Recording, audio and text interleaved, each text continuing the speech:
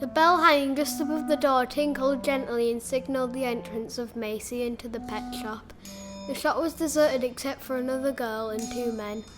There wasn't even a shopkeeper. One man was sniffing around the floor. The other had found a perch high up that he could swing from. Welcome to the party. My name is Jonathan A. I suppose you have received the letter also, said the man. Maisie raised her hand, which held the letter that had informed her to meet at this pet shop on this particular day. We are unique, somebody whispered in her ear. It frightened the life out of Macy. She screamed, arched her back and jumped high in the air. Didn't mean to make you jump, said Silky, who had somehow scuttled her way over to Macy unseen. Doug interrupted them suddenly. Can you smell that? There's a new smell in here. I don't like it. Something funny about this smell. Macy began to reply, but her words were slow and cumbersome. I can't smell anything. And with that they all fell to the ground unconscious. When they came around, they found themselves locked in cages. A voice rang out over a loudspeaker. Welcome to my lab. And while you're here, I'm going to find out where you freaks came from. How did people grow that were part animal, dog, cat, chimpanzee and spider? You shouldn't exist.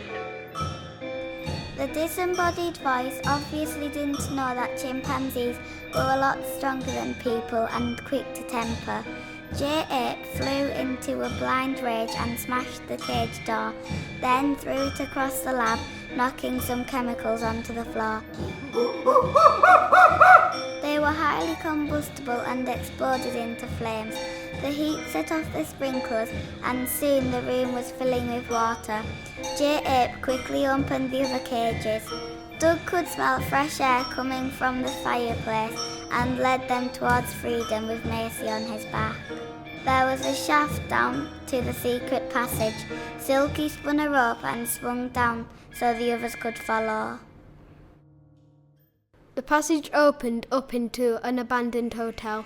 They could all hear the noise of the people chasing after them and knew they had to act. I know this hotel. It's the old Spa Hotel.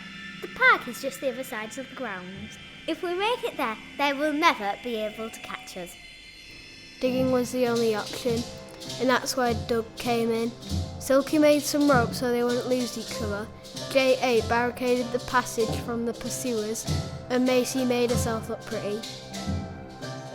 Working together, they made the park and freedom.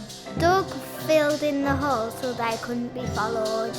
Then they all set about telling the world how wonderful, unique and useful they all were.